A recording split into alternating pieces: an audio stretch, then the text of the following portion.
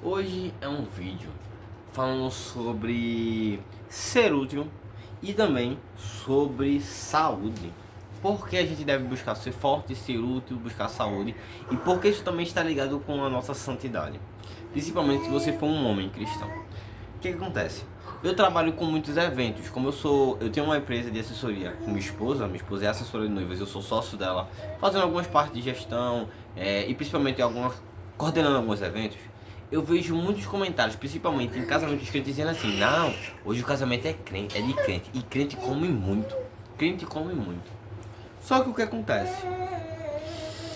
Se você for ler a Bíblia, e principalmente Provérbios 23, do 20 ao 21, na tradução NAA, diz assim: não estejais entre os beberrões de vinho, nem entre os comilões de carne, porque os beberrões e os comilões acabarão na pobreza, e a sonolência os faz vestir-se de trapos. O que acontece? A gula é algo que parece que foi romantizado e embelezado nessa geração atual. Crente come muito, só que gula deixou de ser pecado. Deus tirou a gula de pecado, o descontrole e a falta de domínio próprio deixou de ser pecado. Não, do mesmo jeito que mentir continua sendo pecado, ser guloso a esse ponto de se acabar se empanturrando de comida continua sendo pecado. Se você escutar um grito, uma fala assim, é meu filho que está aqui na sala falando, tá bem? Continuando. E nisso eu quero trazer esse papo com você. O primeiro papo é falando sobre a gula. Esse excesso de comida, esse hábito ruim, além de ser prejudicial para a saúde, ainda continua sendo pecado.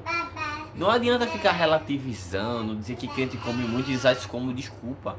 Não, isso é uma falta de controle. Você fez um alargamento do seu estômago que dificulta a sua saciedade e você usa isso como uma desculpa, mas você está continuando cometendo um pecado e vocês estão normatizando um pecado de gente. Parem com isso.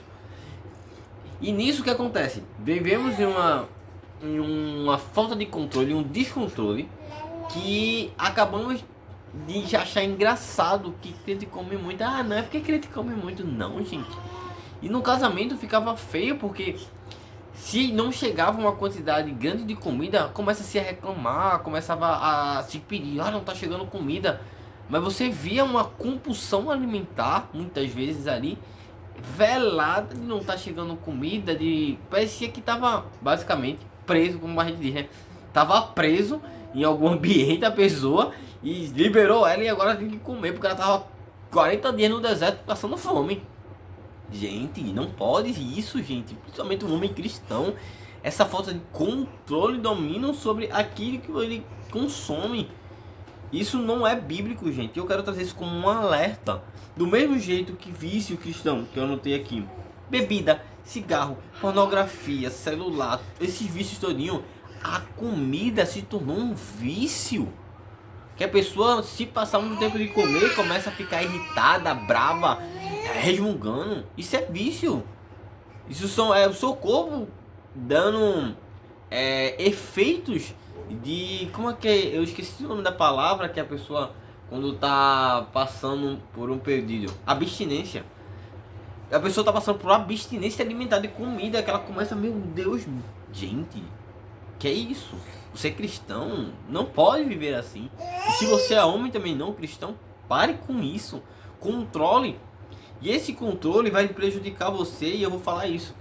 Primeiro ponto, quando você negligencia isso aí, você está negligenciando sua saúde. O que acarreta nessa negligência na sua saúde? Se você é cristão, primeiro ponto.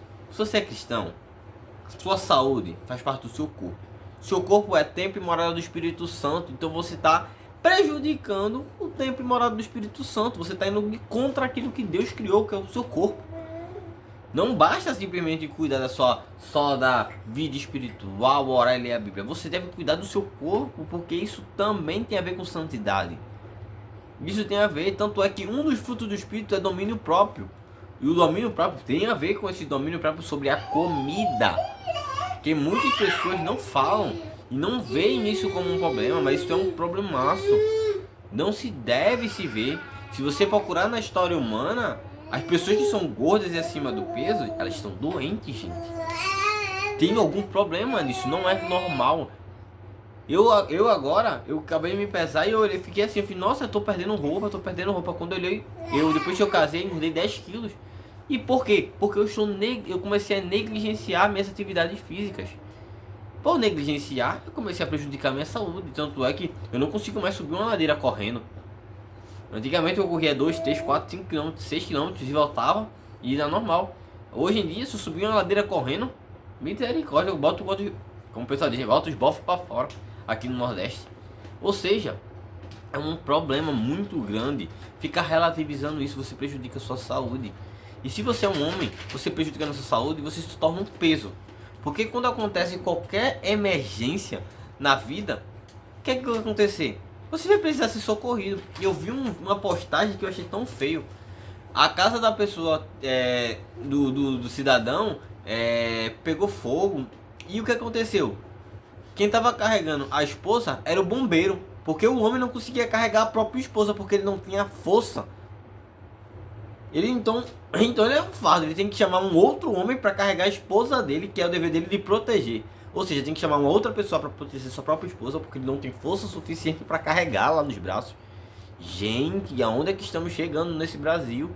Onde é que a gente está chegando relativizando essas coisas? Minha esposa está aqui brincando com meu filho, está morrendo de rir do que eu estou falando. Só que isso é muito sério. E eu falo isso muito a minha esposa. Minha esposa sabe disso.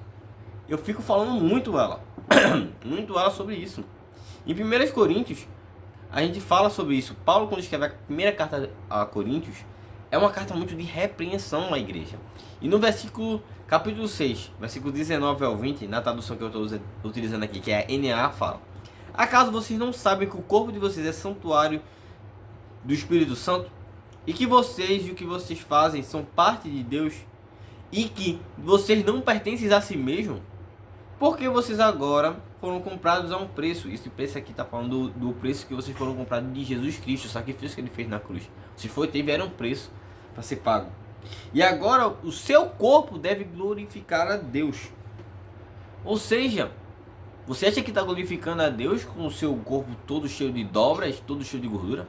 Você acha que está glorificando a Deus conseguindo não ser suficientemente forte para salvar a sua família ou um necessitado que está precisando de um socorro? O homem foi feito para ser útil. Quando Deus criou o homem, ele colocou o homem no campo para trabalhar e não colocou o homem para ficar de perna para cima esperando comida cair na boca, não. Ele disse como deve trabalhar. E esse trabalho faz com que o homem tenha equilíbrio na sua vida. E nisso, a gente pode partir para como resolver isso. Esses princípios têm a ver com comportamento. Você alargou o seu estômago, criou um comportamento e você agora tem que lutar contra esse comportamento de comida. Muitas vezes é um hábito comportamental. Está muito mais aqui do que um hábito de você simplesmente fazer. Porque se simplesmente você tirar todas as coisas da sua casa que vai engordar e botar comida saudável, você vai acabar comendo as comidas saudáveis. Se você tirar e botar hábitos novos. E em 1 Coríntios 9:27 fala o seguinte: mas o expurgo do meu corpo eu reduzo à escravidão, para que tenham pregando aos outros, eu mesmo não venha ser desqualificado. Paulo, ele está usando uma linguagem aqui de atleta, de que ele compara a vida cristã com um atleta que deve ter disciplina ao corpo para alcançar o maior dos objetivos, ou seja, a disciplina e a mudança de comportamento vai lhe ajudar muito. Porque a vida cristã é isso, ela deve ser disciplinada. Cristão que não busca viver uma vida de disciplina ou construir essa disciplina, ele está vivendo errado, de maneira errada. Porque você deve ser disciplinado. Se você não for disciplinado, você está indo contra aquilo que Deus chamou.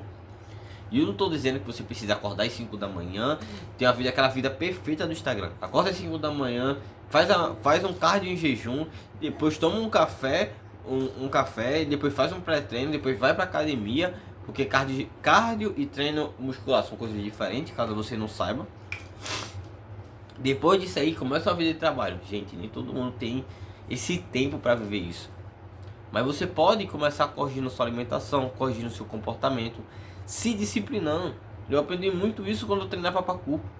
Eu treinava minha mente para rejeitar e se controlar. Eu conheci um rapaz que ele falava muitas vezes o seguinte: a gente engana o nosso corpo e a gente não entende o nosso corpo.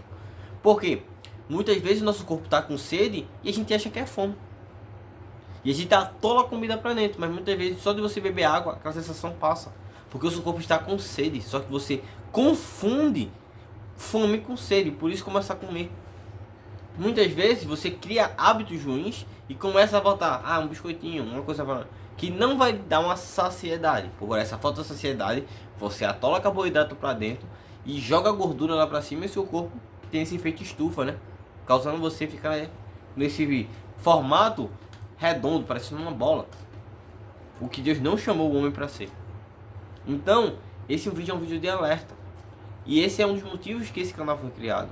Porque o seu futuro depende daquilo que você aprende hoje. E hoje você aprendeu a mudar o seu comportamento. E por que você deve mudar o seu comportamento?